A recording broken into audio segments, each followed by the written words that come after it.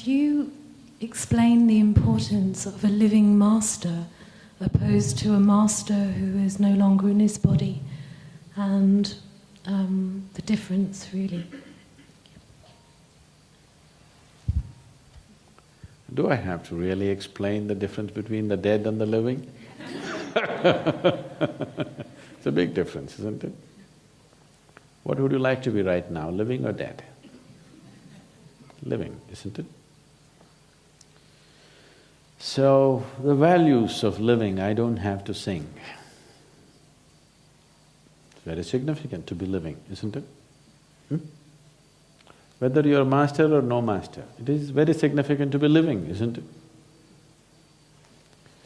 So, that significance continues in everything. Those who left their bodies can be a great inspiration, but you cannot work with them.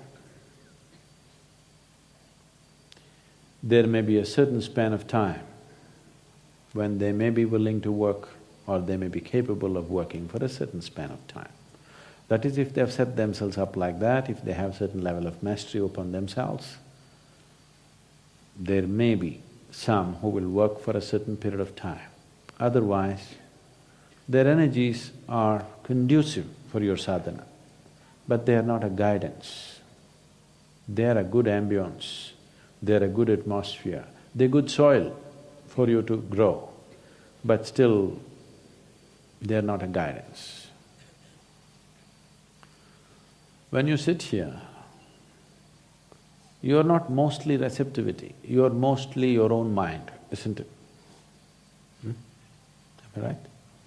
Yes. When you're mostly your own mind, you need guidance and guidance and guidance and guidance. If you are all receptivity, you don't even need a master, I'm telling you. Because grace is all over.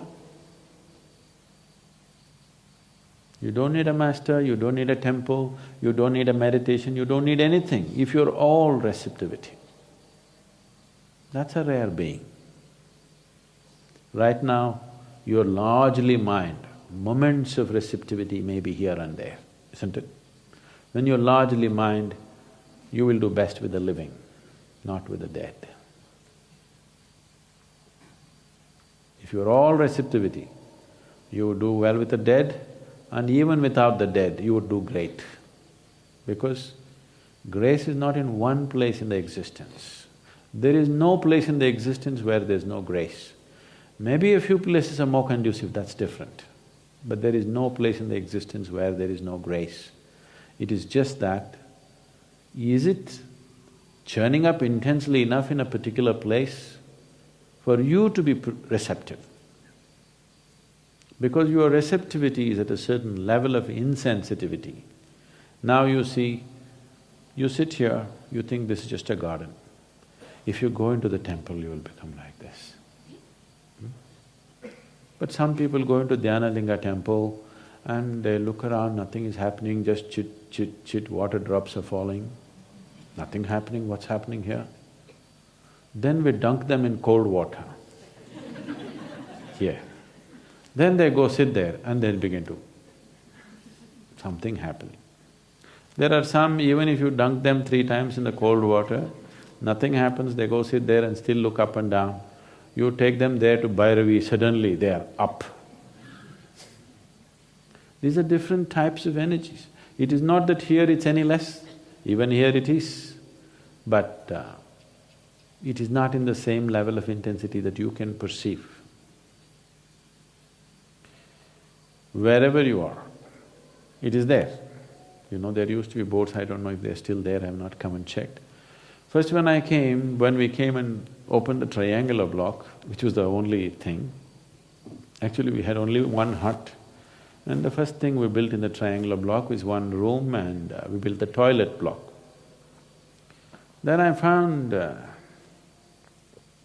people had toilet problems. What's a toilet problem? It once happened, Shankar and Pillai went to the doctor and said, "Doctor, I have some serious toilet problems." Then doctor asked, "What is the problem? You are not able to urinate? You're not able to pee? No doctor perfect, every day 6 o'clock in the morning, like clockwork it happens. So you're not able… your bowels are not moving, what's happening? No doctor, it's perfect, every day at 7 o'clock in the morning, like clockwork, always on the dot.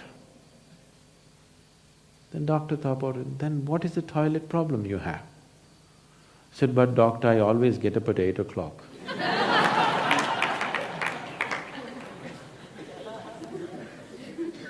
So people had such toilet problems. Not that it was not happening, it was happening little messy.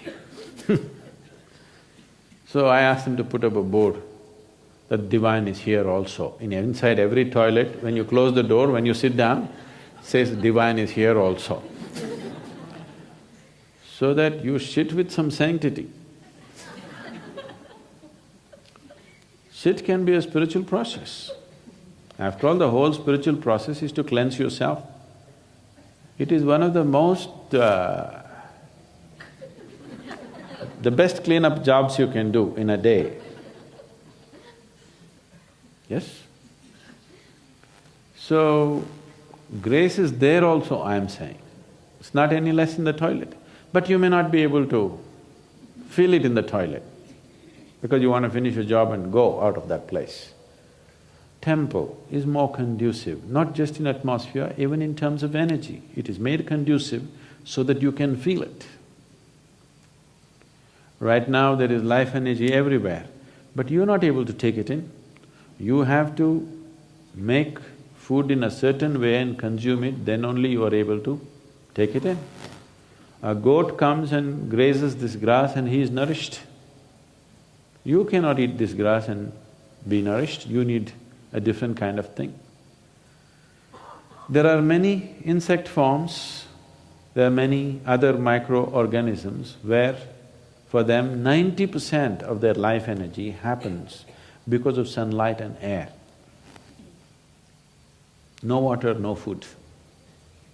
Only 10% of their energy happens because of water and whatever food they consume, because they're micro. If you're micro, how much would you consume? Micro, isn't it? So, even in you, if you become very receptive, you will notice, you will see on a particular day, if you remain very ecstatic through the day, you will see the volume of food that you eat will just come down because your receptivity is better. How you receive the sunlight, air and water, easily 60% of your life energies can be generated from sunlight, air and water. Only 40% from the food that you eat. Most human beings in the world can eat 25 to 30% of what they're eating right now and live perfectly well, maintain the same weight, not lose weight, maintain the same weight, live perfectly well, become much more healthy, much more agile, much more active and much more energetic with just 25 to 30% of the food that they're eating. You can experiment and it happens. When you're in a Bhava Spandana program, you're not even eating 20–25% of the food that you normally eat because we don't give you time to eat. And people are much more energetic than usual.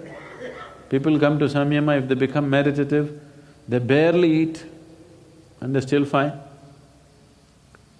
So, your receptivity has to be enhanced. If your receptivity is enhanced, dead, living, even the non-existent will help you. But when you're so full of mind, you must be with the living, otherwise you will deceive yourself.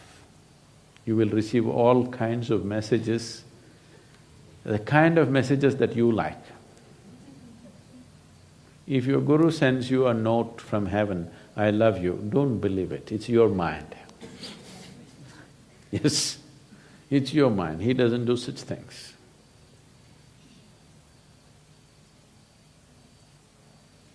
It's economical to receive love letters from heaven because it doesn't cost any paper. You know, it's ecologically very sensitive issue, paper. So it's a very eco-friendly love affair. It happened. A boy went to college. First day, he looked like this, on his left side there was a beautiful girl. So on a little piece of paper he wrote, "I love you, do you?" and passed the note to her. She wrote no and passed it back. He looked at it. Then he wiped out the no and gave it to the girl who was behind. She looked at it and she said yes and sent it back. The moral of the story is, save paper and save nature.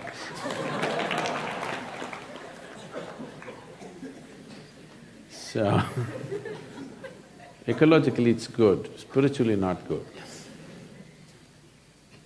So when you're so much mind, you need another mind to fix you.